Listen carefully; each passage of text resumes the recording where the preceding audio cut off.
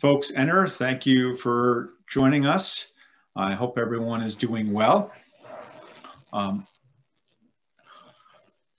And I do have a couple of quick tech housekeeping notes.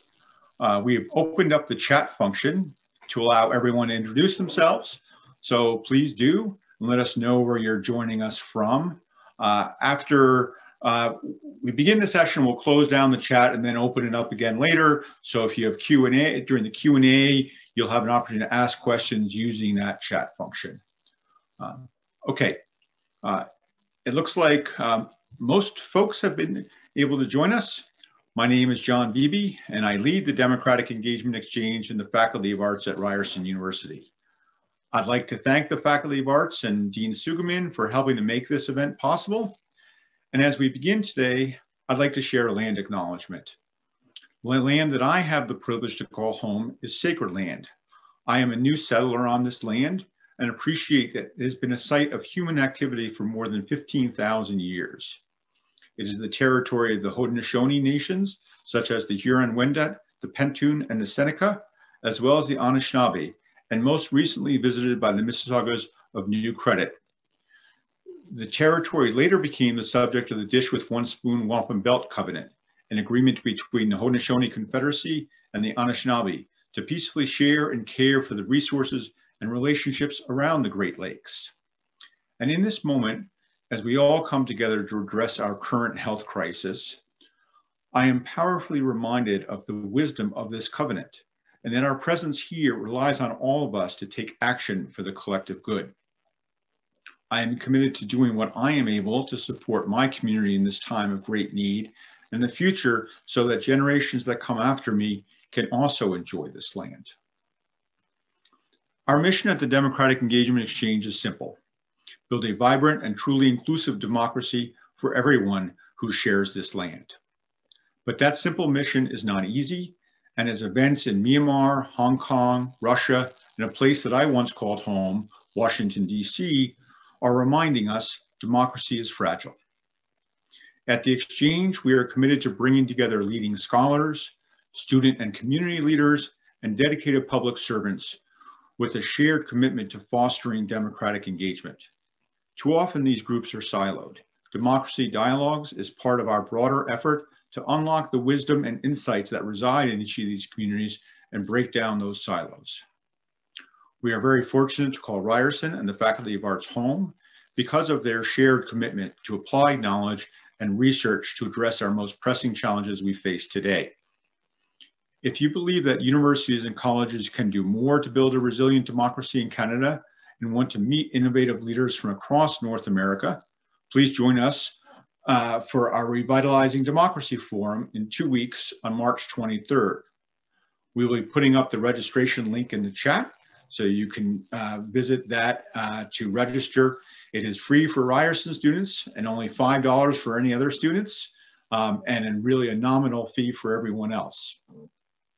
Today, I'm honored to welcome incoming Ryerson Provost, Dr. Jennifer Simpson. Dr. Simpson has a distinguished career as a scholar and academic leader, and we are fortunate that she'll be joining the Ryerson leadership team in June.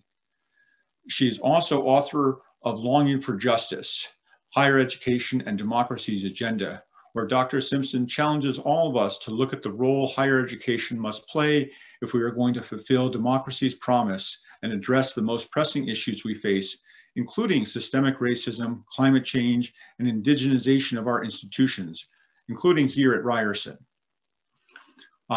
Dr. Simpson will be our guest host today, but before I turn it over to her, I would like to welcome Sharmila Biswas-Mistry, who leads outreach to new voters at Elections Canada. If you followed the recent US election, you probably have a new appreciation for the critical role that our election administrators play. They are truly democracy's unsung heroes. We are fortunate to have a truly nonpartisan election administration in Canada, and as partners working with us to reduce any technical barriers to voting. I will turn it over now to Sharmila. Thank you. Thanks for the warm welcome, John. As John mentioned, I am with Elections Canada. We're the independent, nonpartisan federal agency responsible for conducting federal elections and referendums here in Canada. I am fortunately part of a great group of great team within Elections Canada, which is the consultation services and stakeholder mobilization. And we run a program called Inspire Democracy, and this program helps reduce the technical informational barriers that certain group of Canadians, like new electors, like youth and students, new Canadians, electors with disabilities and Indigenous electors may face in the electoral process. So we get the great opportunity to work with organizations like John's, the Democratic Engagement Exchange, to help overcome some of these technical informational barriers that people may find, to help us amplify our voter information program. And within our group, within my group, we do spend a lot of time thinking about electoral participation. And in the last couple of years, we have expanded our definition to go beyond just registering and voting, which is, of course, a huge part of it. But we also thought that we need to expand our definition to include running as a candidate as well as working for a federal election as well. So to align with our expanded definition, we created toolkits for stakeholders, community leaders like yourself to take our information and to inform your community members. So part of our mandate, the Elections Canada mandate, is to be ready for an election at all times. But let me be clear, we don't actually have any influence or any knowledge of when this election is going to be called. We just need to be ready for it. So we are preparing for an election that's in the whole pandemic environment. So the next election, may feel and look very different. So to help prepare yourself and your community members for it, there's a number of things that you can do. One of which is to have a plan. Have a plan to be registered to vote. You can do that right now if you wanted. You don't have to wait for the call of the election to be registered. So you can go to elections.ca, see if you're registered, see if your most current address is there. And once the election is called, you get a voter information card that you can use as a proof of your address. But if you don't register, don't worry. You can always register when you vote. It's also good to have a plan on how you're going to vote. We have many options, service offerings that will be available, and it's good to know when or how you're going to do so. Once the election is called, particularly for students, you living away from home, you'll be able to vote at any Elections Canada office and by mail. Now, the other thing that we're going to be asking for, this is a big ask, is, we really want students and other Canadians to apply for jobs. At each federal election, we do have over 250,000 positions that we need to fill. And traditionally, our workforce has been older. And this is the group that's probably the most vulnerable during the pandemic. So they're likely, not going to fill these positions. So we're really looking to and want to encourage students to apply. And these are paying positions. A lot of people think that these are volunteer positions, but we pay for your time, not only for working, but for training as well. And if you are worried about working in a pandemic, we got you covered. Elections Canada is going to take the next necessary steps to keep you safe, to make sure that our election workers have the personal protective equipment, and to make sure physical distancing measures are in place at all polling locations. So I think my time is up. You're in for a real treat with Nancy and Jennifer. I believe Ashley has put my email in the chat room. So feel free to send me your questions directly. And you can also send me an email if you're interested in joining our network. Be part of our list to get the most updated information from us. And thank you, John, for giving me this opportunity. Thank you, Sharmila. And I appreciate all you've done to make it easier for students who sometimes face unique barriers to vote and participate in the election. I will now turn it over to our incoming Provost, Jennifer Simpson. Oh, you're muted, Jennifer. Thanks, John. I was on mute. Yeah, I'm really excited about a lot of things, including the conversation today, but it was really great to, even before I officially begin my employment at Ryerson on July 1st, to be invited by John Beebe and Dean Pam Sugaman, who I think let John know about some of my research. So I'm really excited both to be joining Ryerson and to be engaged with this conversation, which builds on a lot of my research over the last couple of decades. I'm going to introduce Nancy Thomas, who the two of us met Friday and or Thursday, I can't remember, but I'm also very excited to be in conversation with Nancy now. So I'll introduce Nancy Thomas. Nancy, you'll make some comments for all of us. And then Nancy and I will have a bit of conversation, and then we'll have a kind of Q&A with the audience. Thanks to all of you for coming as well. So Nancy, as John mentioned, directs the Institute for Democracy and Higher Education at Tufts University Jonathan M. Tisch College of Civic Life. This is an applied research center that studies higher education's role in American democracy. And also it really looks at how to support college and university student political learning and participation. One of the center's signature initiatives addresses student voting. And it's great to have Sharmila on the line as well for that connection. And more broadly, the center offers attention to civic learning and participation in democracy. And I know, Nancy, that you've been working on these issues for years. So we're at Ryerson lucky to have you be part of this dialogue today. So I'll turn it over to you now. Oh, thank you. Thank you so much. What an honor it is to be here. I can't thank you all enough, Jennifer and John and Ashley behind the controls there. It's very exciting to be here. I have a pretty deep connection to Canada. 2020, because of the pandemic, was the first summer I have missed spending time in Canada. So I have a special loathing for the pandemic and a special love for all things Canadian. And thank you, Jennifer, for introducing the Institute at Tufts University. We're located in Boston. And as Jennifer said, we study all things political. Our aspirations, like those of John's work, are not, they're not small aspirations. Let's just put it that way. We really want our democracy in the United States to work better. And we think that colleges and universities have a critical role to play in that agenda. For those of you who are followers of US politics, you might be one of the many who would come up to me at a party and put your arms around me and say, how's that job going for you?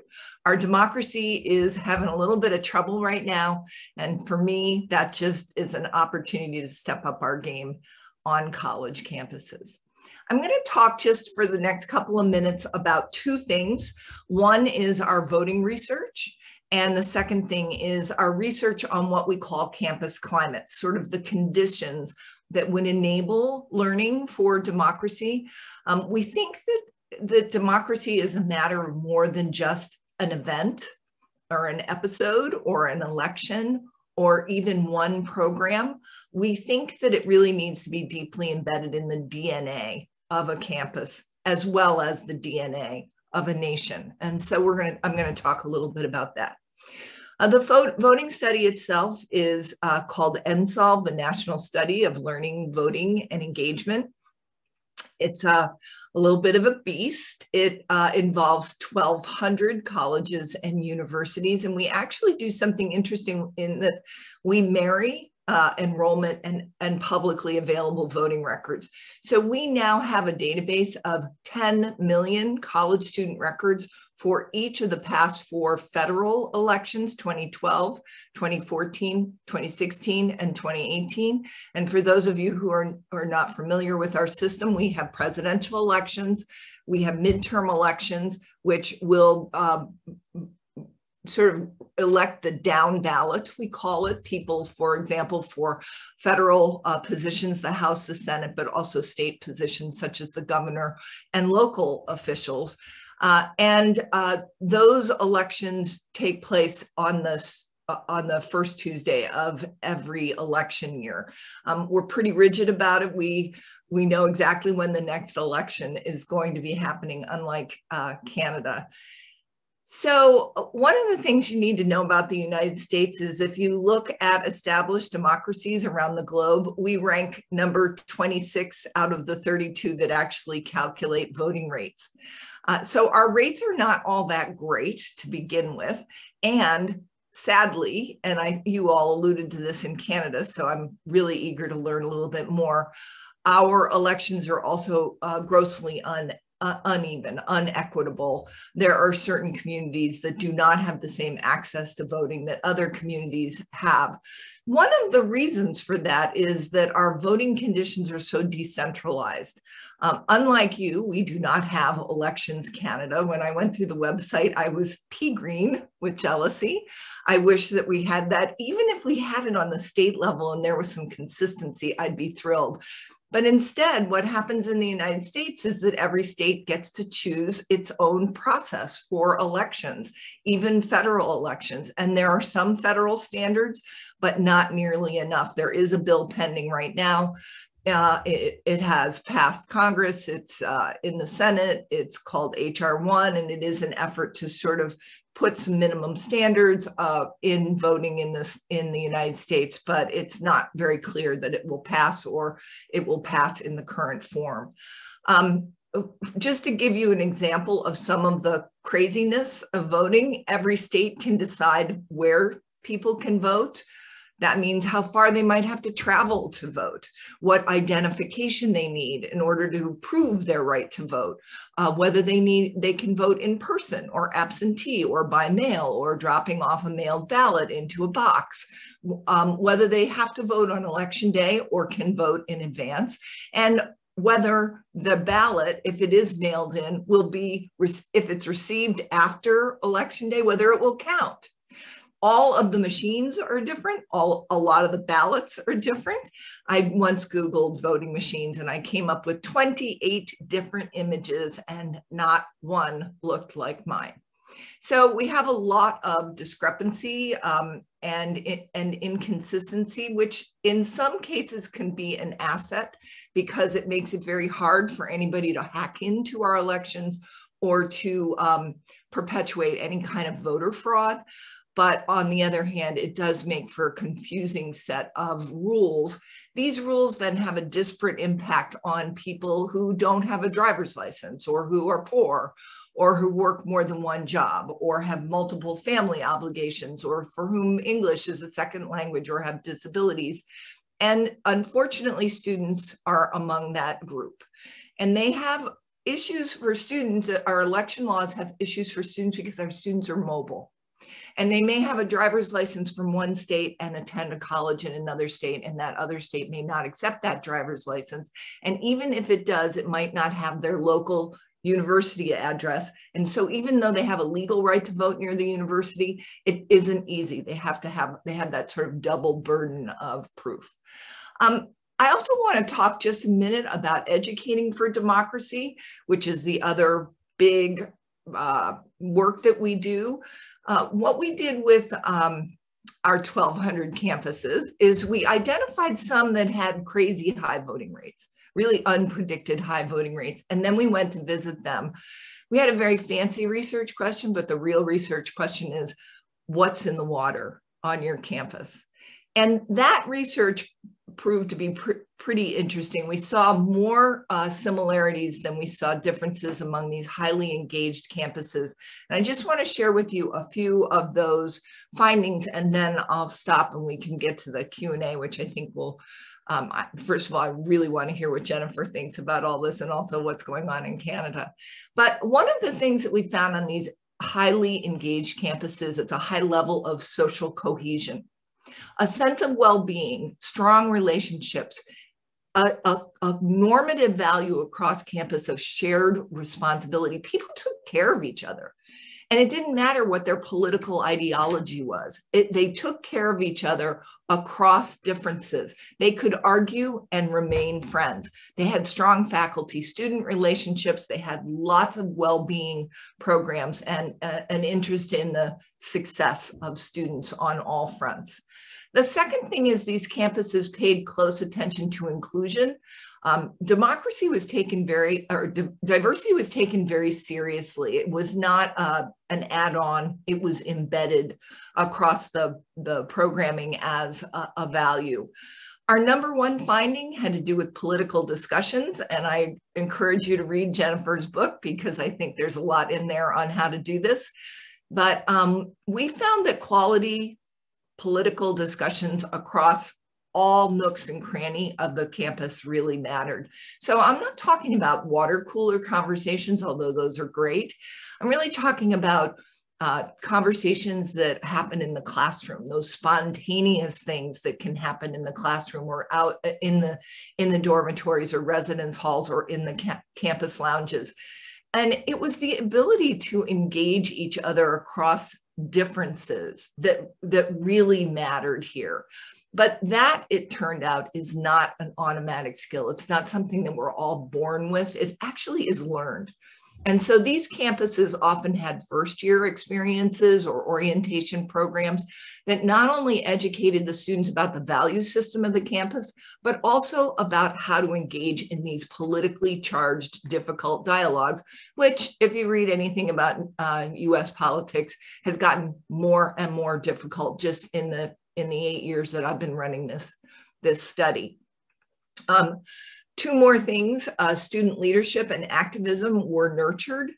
Students were not oppressed. I actually was interviewing a president of an institution, and while interviewing that president, a student protest erupted over a decision about whether or not to renew the contract for one of the faculty members, and the students were upset, and the president said to me, "Sorry, interview's over. We got to go talk to the students."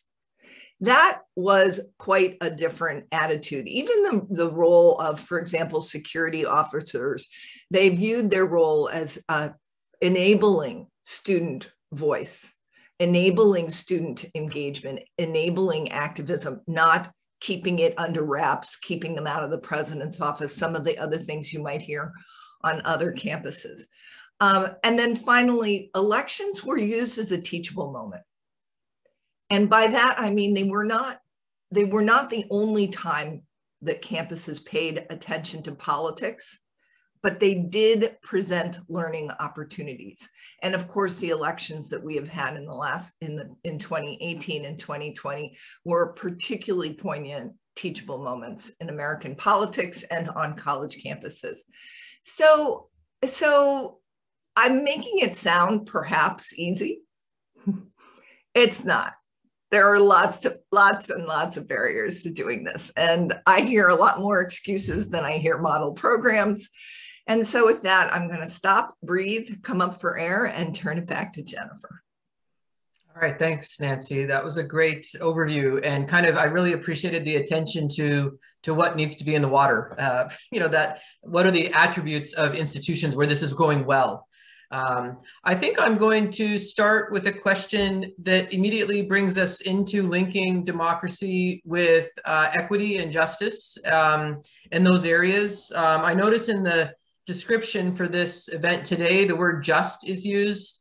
So I guess I'd like to know, for you, Nancy, in your work, you mentioned difficult conversations. So I think there's an acknowledgement among most that that when we're going to talk about social issues, there will be difficult conversations. Maybe my question goes a bit beyond that and says, in the title of my book, the subtitle is, there's the term democracy's agenda.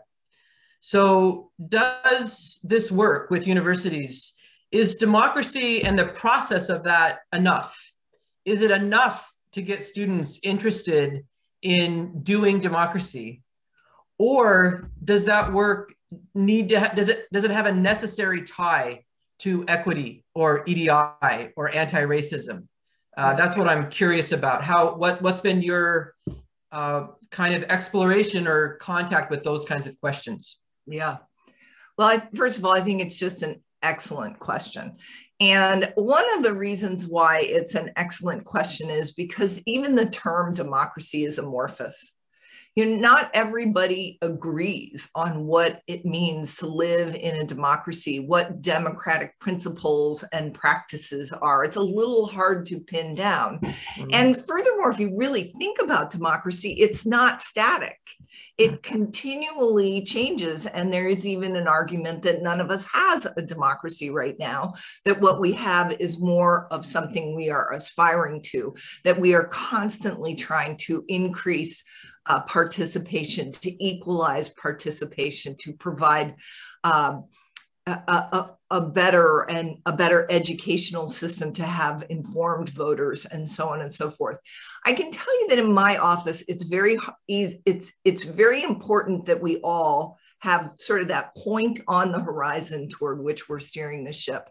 And we do define democracy for our work, and we define it by attributes. And the 4 attributes that we use are, number 1, it is participatory. People can engage, and they can do so in lots of ways. They could write to the newspaper because they have freedom of speech. They could assemble, they have the right to petition the government. They can run for office, they can vote, and so on and so forth. And they can also participate in discussions around hot topics or difficult issues. The second attribute is that it is inclusive and equitable. Now, in other words, we define democracy a certain way. And I suppose one could define democracy to not include that, but I'm pretty hard pressed to figure out how to do that. The third pillar or attribute of a strong democracy in my office is that it's informed and educated.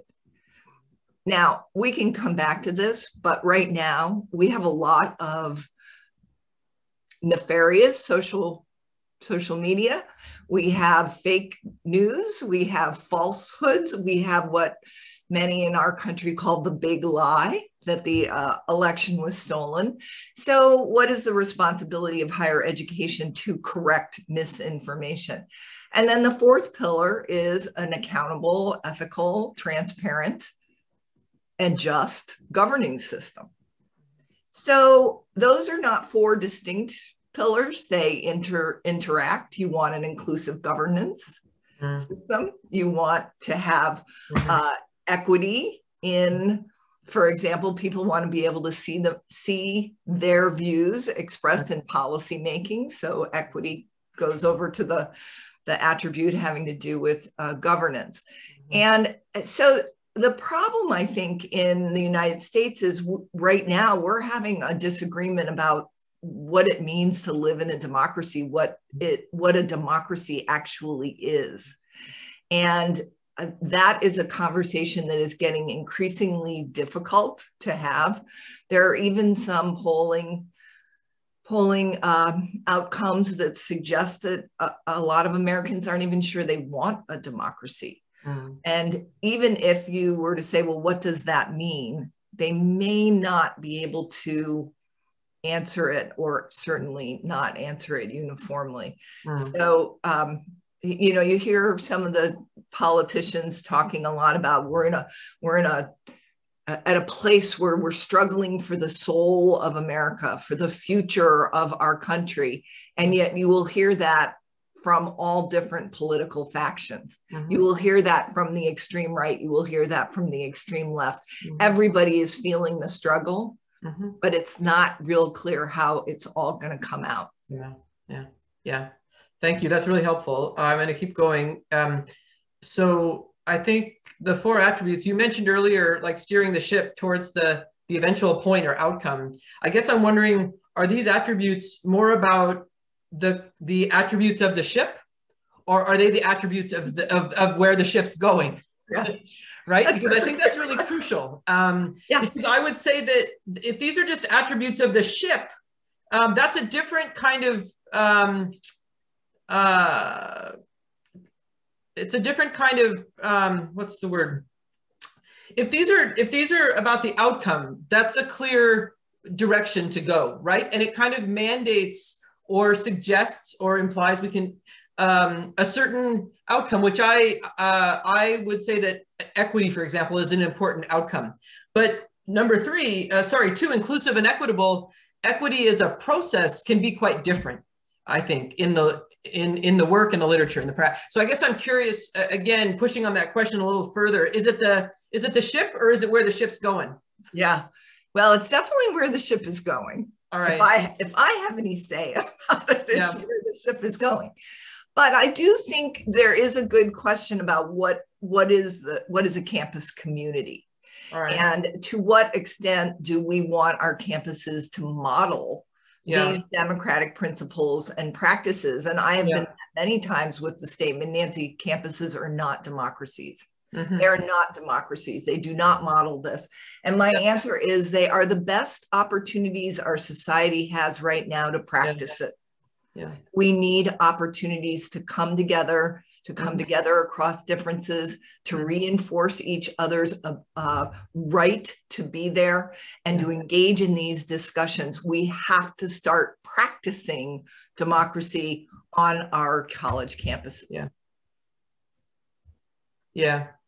I think I'll just lay out a couple of questions I'm looking forward to when we open it up a bit, but we can keep going. So I guess that's right. So I think, what does democracy mean on campuses? And right now at Ryerson, we were just talking earlier, there's some really difficult questions going on around individuals and symbols that have been integral to Ryerson for a long time.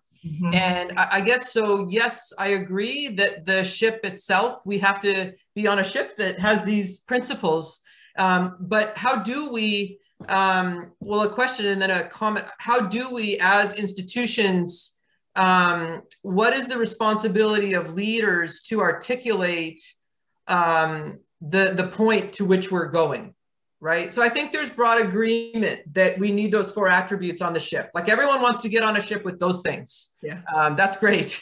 But to what degree, and I think, you know, for me anyways, it is imperative now, it's especially important if you think about institutions that are taking responsibility for enacting democracy, for moving, I would in my book, I talk about North America as an aspirational democracy. So if we're moving towards that or moving into that, what higher education, universities are one of the last or the only institutions that take this on as a responsibility or an obligation.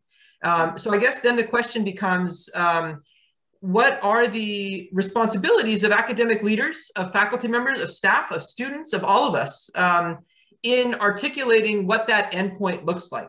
So when we do have conflict on campus, whatever it's around or in communities, to what degree are these discussions, I'm not so much talking about a rigid imposition of a goal, but a goal that holds up, for example, a priority of equity or anti-racism or anti-colonialism.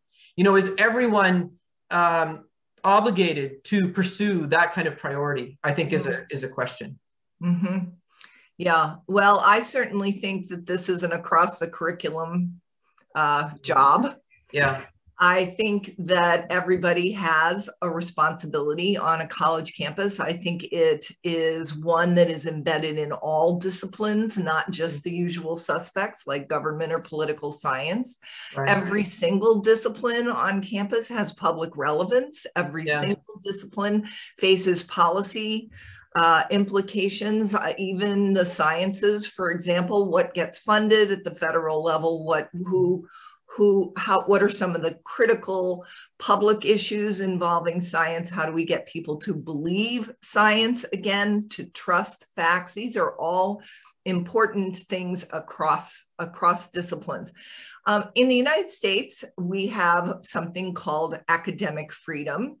And academic freedom is a kind of an interesting beast because it's been a little bit co-opted, I think, in our country. I think it often means autonomy on the part of faculty members to sort of decide what to teach when they want to teach it. And yet that's not really what it is. It's an institutional right. And what it basically says is the institution has a social contract with society. And the social contract is that the institution will teach for the betterment of society in exchange for autonomy and freedom from partisan influence. So it's this academic freedom is often treated in our country as a right.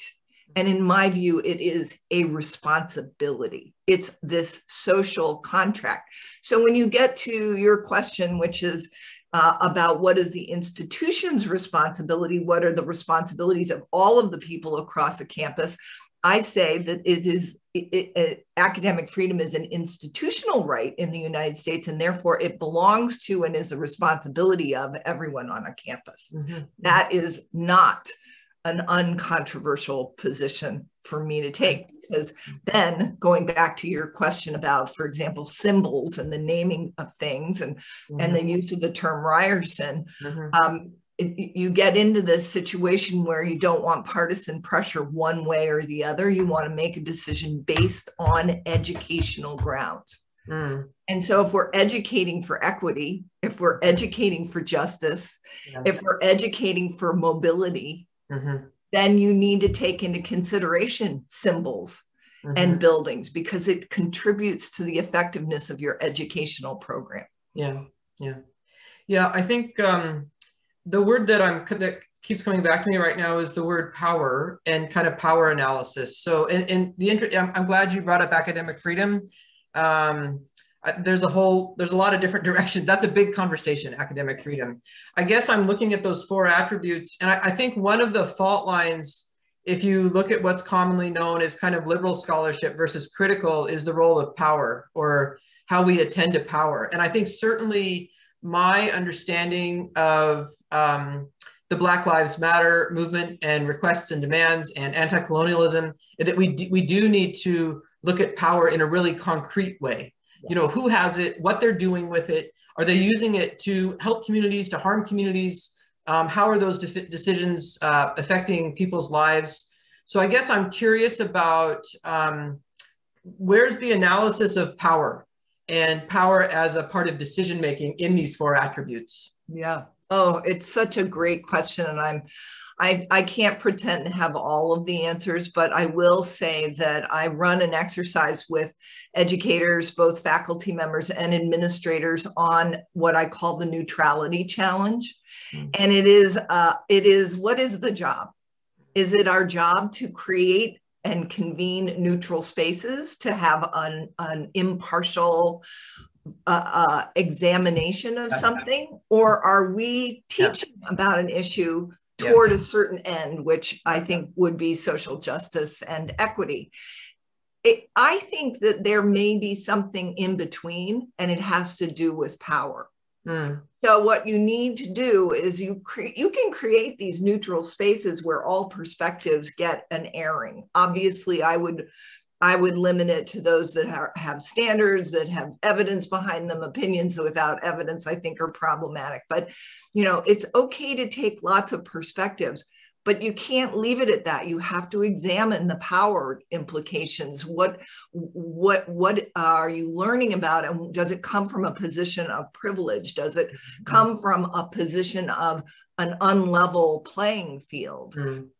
So almost by definition, I would examine for all issues, power and privilege.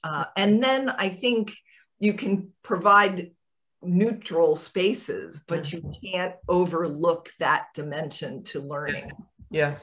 Yeah, that's helpful. Yeah, it's great. I'm kind of curious about, maybe we can talk just a minute more about this neutral spaces, because I'm not sure, we haven't had a chance to explore that concept, but I don't think it's a term I would use as an optimal place to start. Like, I think we start embedded. Like, we're in a world in which inequity is everywhere. It's like air. So I don't know if in that world, that's how I understand the world. And I talk about this in my book about, and that's what higher education has an obligation to, is exploring that world and being in that world. You know, what kind of future are we moving toward in communities? And so I guess neutral, when we talk about neutral spaces, I'm not sure where that is. I don't know if it's the world I live in, you know, and the world I see. So that's a broader question. Maybe Nancy, you want to make a few more comments, and then I think I'm quite comfortable going to questions. And I think John would like to start off the questions. So Nancy, what are some of your thoughts on that, neutral, or wherever you want to go? Yeah, well, first of all, I think there's a difference between being neutral as, say, a professor or somebody who is creating the learning space, and then creating neutral spaces. And in our country, there is a great deal of pressure to create those neutral spaces. You hear a lot about, well, the academy has become a place of liberal indoctrination. And there is that is actually, just a little footnote there, there's no evidence to suggest that. That is a contrived point of view, but it is intimidating faculty members. It is intimidating leaders of institutions, and it is making people either not want to do anything other than create the neutral spaces or not talk about it at all. And so the pressure toward neutrality is palpable, at least in the United States right now. Now, do I think that there are ways to, do I think it's the right thing to do? I don't see how it's, I can't put aside my viewpoints. What I can do is make sure that all the perspectives on an issue have a fair hearing, okay? And that, okay, so maybe that's a form of neutrality. I don't know. I think that if we were to teach climate change and students came out of a course in climate change thinking that the science is maybe this way and maybe that way, as opposed to what it is, that would be a failure in education to me. So I do not think, I'm with you on the subject of neutrality, but I'm also keenly aware of the pressure in the United States to create nothing but neutral learning spaces. Yeah, thank you. Yeah, that's really insightful. Thanks for those comments. I'm gonna go to John now, and then I think John will lead us into others' questions that are coming from Ashley. Yeah, thanks, John. Yeah, so thank you very much, both. Brilliant conversation. I could keep listening much longer, and hopefully we'll have more chances for these. But Nancy, I wanted to return to something you brought up earlier, which I think is really critical in your work around the notion of building a culture of democracy on campus, and how that, you know, and what you learned through some of your survey of universities. Because I will brag here for a moment, at Ryerson in the last federal election, we saw the largest increase in student participation on the on-campus voting in Ontario, third highest increase in Canada. And I saw students driving that. But I know that that was just one little indicator, and so much more can be done at a university-wide level. If you can speak to some of the first steps that as leaders in the university can take to start to build that culture and to embrace that. What have you seen as successful starting points for that? Sure. Well, I would start with dialogue, and I would start with discussion and political discussions. But you have to peel that onion a little bit to know what is underneath a successful intergroup conversation. And one of them is this issue of social cohesion that I talked about a little bit earlier. So if I had a magic wand and could wave it all over North America, The wand would make everybody care about each other. You know, it would be that I recognize my responsibility to my neighbor, to my colleague, to my classmate, to each other. And it would, I know that sounds Pollyanna-like, but just think of the culture change that would be if it wasn't all about us as individuals and more about us in community with others. So how then do you create that on a college campus? How do you build that value, that normative value into the college campus? Well, you can do it during orientation. You can do it in a first year experience. We visited a campus that had a first year experience where all of the students, it was required of everybody, they all learned how to frame issues for discussion, talk about them, play devil's advocate and take a different perspective that they didn't believe, write about it, argue, advocate. It was, believe it or not, it was a rhetoric program, but it taught all of the attributes of good communication and good talk. And then what also happened at the same time was the faculty members were trained in discussion-based teaching. Now, that's not so easy. That's a hard thing. Jennifer, you've written a lot about this, and I think it's a very difficult thing for faculty to want to do and to do very well. It takes practice, but on these campuses, because the students had gone through this experience, they had an expectation of it in their upper classes. And they walked in, and if it wasn't discussion-led, it wasn't a very popular class because they had figured out how to engage each other and they really wanted to do it. It also took some of the fear off of the faculty members because then in addition to just sharing responsibility for each other, you shared responsibility for each other's experience in the discussion. Okay, so if I'm having a bad experience because somebody is lobbing insults at me, that's not very good for sharing responsibility of the group. And it's very interesting to be able to turn that around and get a group collectively to agree to that kind of thing. And particularly to do it across differences of lived experiences, ideology, and identity, and to do it across differences of power and privilege and position. So it's an art. It's an art and a science. You have to learn it. You can't, again, people are not born knowing how to do this. We have to help them. And we're not the only ones who do it well.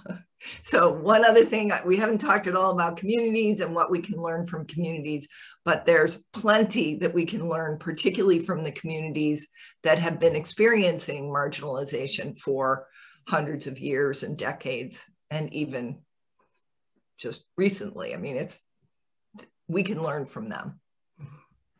Great. I'm going to go to a couple of questions. We've got 3 questions so far from participants. So thanks to all, and I'll just encourage folks, we got a good 10 minutes left. So please send those along to Ashley if you have questions. I'm gonna, 2 of the questions have some good overlap. So I'm gonna pose those 2 first, and then there's a third one out there as well that I'd like us to get to. So one question is, did you find a difference between public and private universities regarding what was in the water? And then a related question I think you could link is that a question about the role of shared or common spaces, interstitial spaces, interdisciplinary spaces on campus, particularly the academic library. How do these spaces foster conversations around democracy? 2 really great questions. So the answer to the first one, which was the public-private distinction, is we saw very similar features. We visited, in the United States, we not only have a public-private distinction, but we have a distinction between types of colleges. So we have community colleges, which are open access, very inexpensive, and often draw regionally. We have liberal arts colleges that are small, often competitive to get into, research 1s, research 2s, etc. Some are public, some are private. So it's a pretty complicated system. And we were stunned when we saw so many, the features that I listed are the ones that were common to all types of institutions. Some people will ask me, well, how do you make this work on a large campus? Well, you do it in many publics. You create these smaller segments on a campus. You work in a school of education and then in a law school or whatever it is, but you can do it if you tackle the campus through smaller, as if they're a collection of communities. But no, we did not see a difference. The one area where there was a difference had to do with free speech. And we could spend hours and days talking about free speech, but on a private campus, the First Amendment does not apply. And therefore, there isn't the absolute right to free speech. That said, it is a normative value that cuts across all of higher education. And therefore, I don't think most private institutions would say, well, we're very proud of the fact that we deny people the right to free speech. They don't do that. So we did see, however, differences, and the differences are sort of where the lines are drawn. So, one of the questions I think we're going to be seeing more and more of that we've seen over the last few years is, what is the obligation of a campus to have white nationalists come on campus and speak, right? Some public institutions say we can't control that. It's a public institution. I disagree, but private institutions would never have that controversy. They wouldn't have to worry about it. They can say no. They may not choose to say no, but they have the right to say no. The second question, what was the second? Yes, about shared and common spaces, like how spaces, particularly the library, contribute to conversations around democracy. Yeah, the physical spaces emerged as critical, absolutely critical, which everything we put in this was a qualitative study. And so we went in with a code book and frequent codes and all that. And we had to throw out the whole code book. Nothing we originally envisioned was what we found. And one of the things that we had not been really thinking about much were these physical spaces. Physical spaces mattered, whether there was, for example, a robust and really comfortable commuter lounge on campuses that didn't have residential facilities, how the common areas in dormitories were used. Libraries are really underutilized spaces on just about every college campus that I've been on, and yet they have limitless potential. And then the other underutilized space are these disciplinary clubs. Things like the engineering society, the chemistry club, though, in a lot of disciplines, they say, Nancy, we don't have time to talk about democracy. Our curriculum is too full. Yeah, well, there are these amazing underutilized structures where students can get together and they can talk about the public relevance of their discipline with their faculty members outside of the designated curriculum. So physical spaces, unusual places, creativity, comfort is very important. Accessibility, please don't create common spaces that are not accessible, things like that. Okay, great. Thanks, Nancy. And thanks for the questions. We've got more questions. I'm going to put two of them together because they're linked. And then we've got a third question that's really excellent as well. So maybe we can see if we can get through all three of these. One of the questions might be an excellent point to end on. So I'll start with two questions that are linked. You mentioned that the campuses you identified as politically engaged all have strong social cohesion. So what is the in-campus culture like, particularly related to elections? So the connection between good election participation on campus and a cohesive campus. And then a second question that also gets at campuses would seem to be the ideal place to establish inclusive institutions such as electoral systems that are productive. So again, a question, can we make electoral systems and reform a core part of the curriculum? So both of those questions link campus culture with voting and elections. Yeah. So to the second point about the electoral system, you think the question is about student government, electing student government, or the internal elections, or is it something more about having a polling location on campus? Campus, it doesn't, I'm looking at the question. I suspect it may be about the student elections. And okay. and Okay. modeling student elections with better electoral systems. Yeah. Yeah, so there is an effort on college campuses to experiment with ranked choice voting in the student government elections, and I think that's very promising. Not only because I think ranked choice voting is interesting. That's a system where you rank your choices as opposed to just a binary either or, and then if you vote for a candidate that doesn't have enough support, then your second choice comes into play. It's controversial. It was on the ballot in Massachusetts. It failed. It's not a perfect system, but wow, what a great way to experiment with the electoral system for student government. So I totally agree with that. I want to say one other thing about that, and that is going back to the issue of dialogue. Dialogue and discussion are both great ways to solve public problems and also great ways to lead and to be, to make decisions, for example. And on one of the campuses that we visited, the student government was not only trained in the arts of discussion leadership, but they also insisted that any of the student fees that went to clubs that had agreed to also train in collaborative leadership among their members. So it was this trickle down, let's learn to talk to each other and solve problems together system, which was great. To the question about social cohesion connecting with voting, what we call Politics 365, this idea that these things are embedded 365 days a year and are not episodic, suggests that voting is really, really important and elections can be teachable moments, but that the work is really year round. And with respect to voting, interestingly, when we arrived on some of the campuses, and bear in mind, these were statistically selected campuses for their high levels of engagement, some of them met us at the door and said, we don't know why you're here. Nothing happens around elections here, which led us to really dig a little bit. I think there was maybe more going on than they thought, but there also it was true that what they had was this whole composite of things. They had social cohesion that linked with electoral engagement. Bear in mind that elections are highly social. People vote together. They go to the polls together. They register voters together. They have parties together, and they get together and talk politics. So one of the things we were very worried about for 2020 was the effect of the pandemic on social cohesion when campuses were closed or scattered or remote learning, and that students were not allowed in many cases to even do voter mobilization, traditional voter mobilization efforts, which are often together. So it's like threads and strands, they come together. You can't isolate one and say, okay, we're going to have a lot of parties at the poll and then everybody will vote. That's not going to be what happens.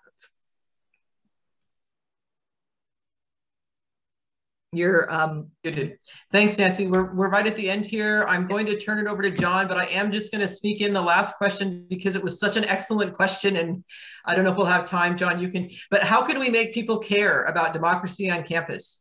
To people who may be indifferent to these initiatives, how can we make them see the value of democracy in campus to the greater community? And I was also struck, Nancy, by your comment that if you had that magic wand, the one thing that would be we cared about each other was that word you used. So I think this question is a great place to end, that it emphasizes the role of caring and how do we make sure that continues and opens up where it needs to. So thanks again for the opportunity. Thank you, Nancy. And I'll turn it over to John now to kind of wrap the conversation up. Yeah, well, I mean, and Nancy, if you just want to jump in, 30 seconds about sort of like how, what's your quick take on how do we make people care, help people care about these issues? Yeah, well, I don't think that students are apathetic about these issues. I really don't. And I think that issues matter to them. You can always find something that somebody cares about. You can always say, well, do you care about the environment? Do you care about poverty? Do you care about the issues in democracy? I'm not sure that the issues of democracy, how our democracy is functioning, is always the sexiest topic to talk about, but some people do really care about that. I care deeply about that. I think we have a problem, at least in the United States, in that our systems are so disheartening right now. And so people, it isn't that they don't care, it's that they aren't sure what they can do. I'm one person, my vote doesn't matter. How can I change things? And I just think they have to keep looking for like-minded souls and keep at it. The alternative is just simply unacceptable, which is we're just going to back away and let whatever happens, happens. Nobody wants the alternative. Nobody wants creeping authoritarianism. They need to understand what it is. And the last thing I'll say is that I'm a big advocate for education. It's not about regulating. It's not about telling students you have to vote. It's engaging them in these discussions in ways that raise awareness, increase knowledge, and then they will care. And I think deeply they do care. I think it's a question of, is the system enabling them to be part of it? That's such a big challenge. Yeah, and I really appreciate that. And I think it gets to the heart of a number of things you've raised. And thank you both so much for like this really powerful conversation that got very deep into the heart of the role of education writ large and higher education in particular. And to that question of how do we make people care? Well, like at the exchange, one of the things we say is we do something really radical. We ask people what matters to them. And then we do something even more radical. We listen. We genuinely listen, active listening. And what we have found both on campus and in community, when we do that, people care and engage. It builds community. And I think that that is critical both on campus and in our communities. And too often what we hear when we ask people that question, whether it's in a public library at Ryerson or a public library in Scarborough or in North York or in Nova Scotia, where we've done in all these places, what people say to us is, no one has ever asked me that question before. So we want to continue this conversation. In 2 weeks, we are having a forum on the role of revitalizing democracy and the role of higher education. We hope everybody who is here participating in today's conversation will join us again. Because we bring to that conversation not just leaders in higher education and students, but we bring community members as well to that conversation, because we know we have so much to learn from each other, and that is critical to moving this conversation forward for all of us, because it's both what happens in our campus, but it's what happens in our community, and those aren't really two different things. So thank you all very much for this conversation today. Thank you for indulging us and going over a few moments. And we look forward to seeing you at future conversations and future events as we move this work forward. Lots of work to be done for all of us. Thank you.